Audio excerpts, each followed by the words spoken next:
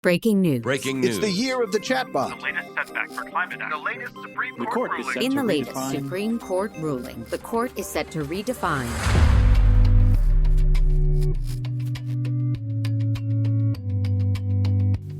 Hi there, and welcome to this episode of the Mission Forward podcast. I'm Carrie Fox, your host and CEO of Mission Partners, a certified B Corporation. And speaking of B Corporations, we have a fantastic conversation with you today. So a few weeks ago, we hosted this fantastic Mission Forward live event, and from here through the end of the year, we're bringing you some of the conversations that took place on that day. Today, you won't hear me interviewing our guest, but you'll hear my colleague, partner, and Chief Operating Officer at Mission Partners, Bridget Pooley, interviewing Sarah Schwimmer of B Lab. They have this fantastic conversation about the importance of knowing, upholding, and centering your values in business, what that does for the workforce, and what that can do for your impact. And I think there's a lot you're going to find really valuable and tangible and practical in this conversation. So stay tuned for a fantastic conversation with my colleague Bridget interviewing Sarah Schwimmer, and I'll see you back here on the other side.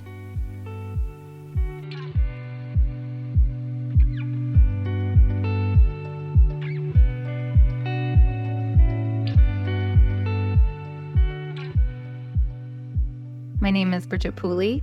I use she, her pronouns, and I am a partner and the Chief Operating Officer at Mission Partners. Joining me in this conversation is Sarah Schwimmer. Sarah is the co-lead executive at B Lab Global, the nonprofit network helping to transform business and the home of the B Corp movement. Sarah brings a wealth of knowledge and global social impact to our conversation. She came to B Lab from Living Goods and previously served at the United Nations Foundation. B Lab is perhaps best known for its work certifying B corporations, but that's really just the start of what Sarah and her team do. They are building a movement of B Corps to shift our global economy from a system that profits few to one that benefits all. At Mission Partners, we've been proud to be a B Lab certified B Corporation since 2018, so we are especially invested in the work that B Lab is advancing. And I know there are several other certified B Corps with us today who will be interested in what Sarah has to share. So with that, welcome, Sarah. One of the big topics on everyone's mind today is trust. Specifically, how much or how little trust we might have in business today, and how that trust is directly connected to the role that businesses play in social change. So we always like to keep an eye on the Edelman Trust Barometer, and this year we saw 62% of respondents stating that CEOs should manage societal change, not just issues within their business. From your perspective, Sarah, what are some of the forces that are driving that expectation? And in particular, I'm curious to know how you see B Corp CEOs navigating this. Yeah, thank you for the question, and thanks for having me here. Excuse me, just getting over a cold here. I before I jump in, I just wanted to pick up on a couple of trends I think I'm seeing in the chat. I'm seeing a lot around community, a lot around learning. I heard a lot in the last session, a lot around courage. These really resonate for me, and I think are really applicable to this question. I think, first of all, what a great responsibility this is for our current and future leaders. Across my work at B Lab, across my own career, I have seen this sea change in what we expect from businesses firsthand. And I think there are a few forces at play here. So first, I would offer some context outside of the business space, which is that we also are seeing in the Edelman Trust Barometer and in other surveys of note that trust and perhaps expectations of other sort of societal norms, including our government, including the press, have been a bit on the decline. I don't think that is good news. I think we can probably all agree on that. And I offer that as context for the increase in expectations that are happening on the of society for business leaders. And so I think, again, a huge responsibility, a huge opportunity. I am seeing it. We're seeing at the B Lab movement an increase in the number of business leaders who really want to drive meaningful change through their actions, but they may not necessarily know how to do it. Obviously, Bridget, Mission Partners, others here, you are members of this B Corp community. You are now one of, or two or three of nearly 10,000 companies around the world that have been certified as B Corps. The movement itself, this 10,000 number, that's nearly doubled in just the past couple of years, just to give you an indication of the interest. And in fact, we've had so much demand and interest from companies trying to learn how they can improve and be better, do better by their workforces and the planet, that we at B Lab have had to really staff up and look at how do we meet this demand. So a good problem to have. A few points that I would just raise for the reasons that we hear from B Corps for wanting to pursue this certification, and by doing so to change the way they show up. And this is borne out in research that we've done as well. 3 levers: consumers, employees, and investors. So we see in the consumer space across our own brand awareness studies that 56% of consumers say that they use different certifications to determine which products they might buy and which companies they support. And that number, that 56% percentage point, increases with the lower in age you go. So younger generations, no surprise, are really shopping with purpose where they can. The second point, employees. We are seeing in our own research, quantitatively and qualitatively, that companies with a strong sense of purpose and who consider their workers as interested parties, who really bring their workers into their success and different, sometimes ownership models. These are companies that have a more engaged workforce. So we see good numbers on it, both employee attraction and retention. And then the third piece is around investors. For me, this is perhaps the most exciting because this does mark somewhat of a shift that we're seeing. And it, I think, is safe to say it's not so much a trend anymore, but sort of an ongoing sort of evolution. Especially in this country, in the US, where we are seeing a political backlash to companies behaving in certain ways, taking into account environmental and social factors, this concept of woke capitalism. We are still seeing that investors are increasingly using environmental and social data as material investment factors. And in fact, NASDAQ just earlier this year made the decision to include data from our tool called the B Impact Assessment, which is the tool that companies will use to determine if they may meet our B Corp standards. NASDAQ is now including data from that B Impact Assessment tool in its own reporting tool. So we really see B Corp leaders making these decisions that are really centering the needs of their own stakeholders, not just their shareholders. And it's a movement that's growing in the B Corp space, but even outside the B Corp space as well. That is so exciting to hear about. And, you know, I kind of want to hang on that point because you mentioned, Sarah, the political atmosphere as well. And it's no surprise to everyone here in the US. We've got the elections coming up in just a couple weeks. And I know that at Mission Partners, as a B Corp, our B Corp model helps us live into our values and activate the team across civic engagement initiatives. So we give time off to vote. Several of us serve as election judges, and some of us have even run for and held elected office. But, you know, when I think about how the role that businesses play, you don't necessarily need to be a B Corp to live into that framework. But I'd love to hear what you're seeing from other B Corps who are actively engaging in this bridge building within a workplace and supporting civic engagement as we move into election season this year. Yeah, absolutely. And I think just to sort of double click on that point, you do not need to be a B Corp to behave in certain ways. Part of B Lab's approach is it's one around economic systems change. And so we do believe that policy and regulatory change is essential to build a more inclusive, equitable, regenerative economy for all of us. And to get to that point, civic engagement is really essential. So we are focused in a few ways on this. Collective action is one of what I would call the secret sauces of B Corps. And this is really using business as a force for good by requiring acting beyond just one's own enterprise to look at what is the broader systemic impact that we can achieve.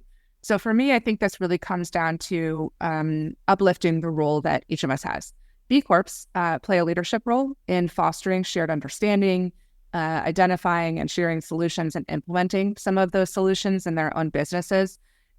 This also includes contributing to the public infrastructure that they themselves utilize and rely on for their success. And so in election years like we're in right now, by serving as a stable source of information, encouraging employees and customers to vote as a way to exercise that freedom and to use their voice to shape a better future for themselves, their communities, their employees. Businesses can really do that part to make sure their employees can vote safely. And I want to share a quick anecdote, I suppose. There's a B Corp in Florida, a politically charged state.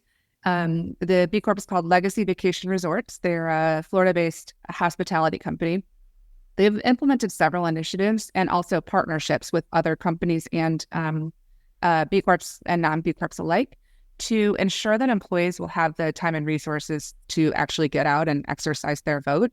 They essentially passed a survey towards all of their employees to identify what might be the barriers to their ability to vote and how they, as the employer, could support that. And so with that in mind, they've created a number of new processes and partnered with some other businesses in the region to connect their employees to other businesses, other employees, to broaden their own civic engagement. The last thing I'll note is that our regional team, the B Lab US and Canada team, does have some really great resources on our website. So I can make sure to drop that into the chat once we're done here as well. Yeah, we use those and similarly ran a poll of our team to understand, people's intention to vote and how we could support it. But I love the story about what's happening with Legacy Vacations in Florida. I want to go back. You mentioned investors earlier, and I think, something else that happened this year is we reached a milestone around the Business Roundtable's decision in 2019 to shift from a focus on shareholder primacy to a commitment that, companies would lead those companies for the benefit of all stakeholders. And a report came out this year that not much has really changed at those companies. So, for example, I know shareholder returns are still a primary metric around incentive pay, and governance documents haven't really been updated. We know that's important with our B Corp certification. So I'm curious about B Lab's thought process around how companies can benefit multiple parties. One of the things we've seen is a shift in focus, from shareholders to a broader set of interested parties. It hasn't taken hold because there's not really a lot of consensus about what companies are sort of required to do or what they owe those who aren't shareholders. So I would love to hear from you about how companies are kind of thinking about that all mandate and how that benefit is measured within B Lab. Yeah, it's a great question. And I think I appreciate that we're not kind of coming at this with rose-colored glasses on. So I think one thing that I will say, just to be the eternal optimist that I tend to be, a few decades ago, we've started to sort of see this shift where our society started to believe that companies don't have to behave this way. Companies do not have to be destined to maximize shareholder profit above everything else. That wasn't always the case, and it doesn't need to be the future. So we understand that businesses can and should be a force for good. Some members of some aspects of society are demanding that. We understand that corporate behavior also matters more now than ever. And so there is this corporate form around benefit corporations, public benefit corporations. This is intended to put purpose on par with profits. Becoming a benefit corporation is an essential component of moving into your benefit B Corp certification. It's also not enough. And so a lot of folks will probably have seen, I think, was it last week, the week before, OpenAI shared that they are moving from a nonprofit model into a public benefit corporation. That's fine. It's still insufficient. And to your point, we've seen not enough has changed by just purely adopting that approach. And I will say that B Lab 20 years ago was instrumental in the passing of benefit corp legislation in this country. So there's nothing against benefit corporation, status. It's just simply insufficient. Yeah. And we look at how do businesses actually change their behaviors, and then how do they show up for us.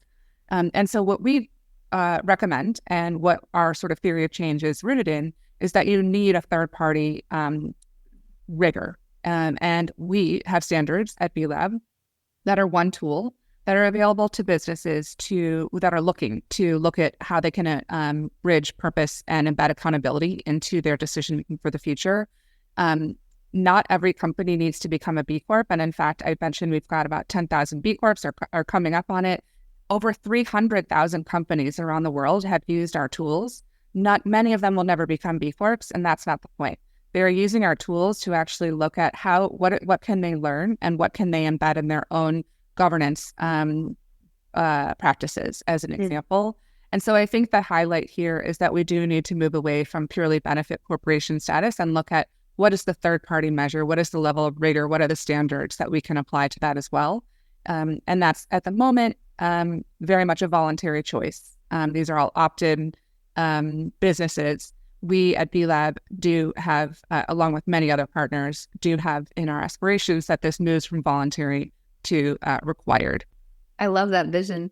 Well, as someone who uses the B impact assessment to evaluate what we do at Mission Partners, I can speak for sure to the rigor, but also that one thing that is so fascinating to me is you don't have to be perfect in every regard. So, for example, Mission Partners is a remote company, so we don't have, a footprint that we can necessarily measure the way a big group like our friends of Ada down the street from us and down the street from me in Minnesota, might have probably way more time that they're spending on like an environmental standpoint.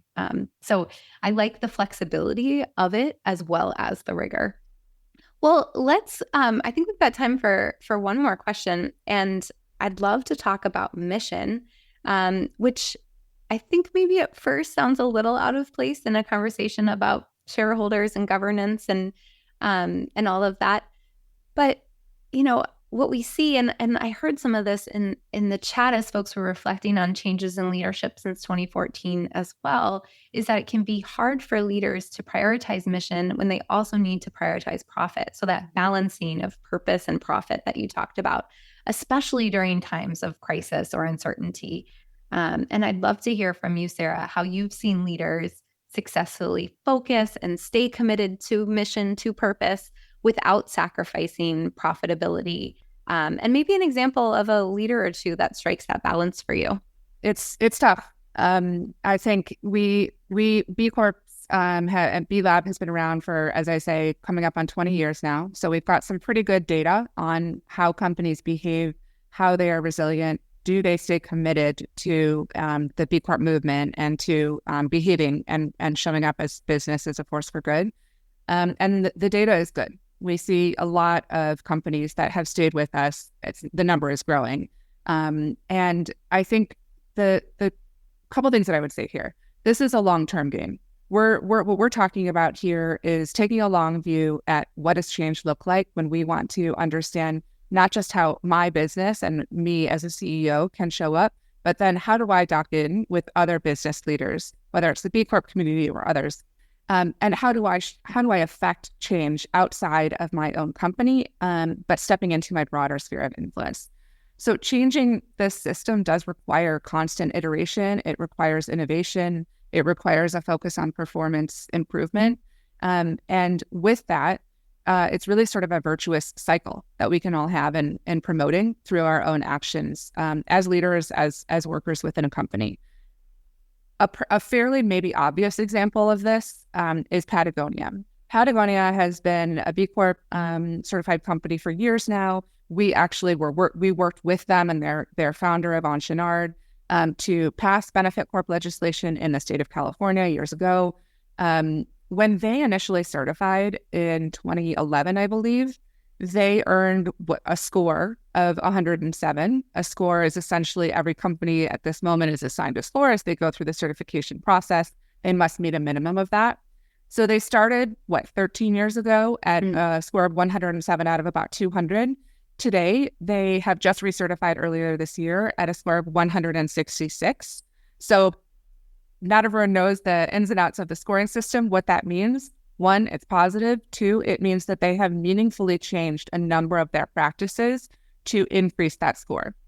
They used this, the standards, sort of what does good look like, And they use that as a North Star to look at what does it mean to be a leading global business. And they've done this while thriving and really growing their own customer base. And so I think the last thing I would say on that, and we're seeing lots of innovation around this as well, is Patagonia has also implemented a perpetual purpose trust. This is a form of alternative ownership. Happy to share more about that at some point as well. Would encourage folks to look that up as well, or visit our website to learn more about this. There are many different forms of alternative ownership. The reason I raise it is that we're seeing this as a source of innovation, and the B Corp community is really kind of a very grassroots way of looking at what does this look like, what it feels right for their companies, what are they learning from one another, and how might they improve and replicate that. So it's really, I think, when we think about this as leaders, it's a long-term view. And I think going back to the beginning, finding that community where we can be in community, but also learn and continue to improve is really important for us as individuals trying to lead the way. Yeah. And I mean, that again is something we've seen in our experience with the B Corp certification, is all of the examples, both kind of the more theoretical leadership examples, but also the real practical templates that can be used about how to incorporate some of that balance into how you operate as a company. So a policy on, how to support working parents, for example, all the way to that more theoretical leadership. Yeah. There's something in here too for me, Sarah, about trust, which is where we started off our conversation, and, just celebrating the focus on mission, the focus on purpose, and the trust that reinforces for consumers, for employees, for investors when they see that through line of the mission, of that purpose to a company. I mean, we're seeing it more and more as well. And I could speak about this all day, so I will stop myself. But I think the signs are incredibly encouraging that the levers, there's trust, and the trust is based on data. And so this is behaving in a different way as a business leader. There is good data around that as well, which helps make the case and build trust. Yeah, I love it. Sarah, thank you so much for the time. I agree we could go all afternoon chatting about this. But I just want to really thank you again for your time and for the conversation.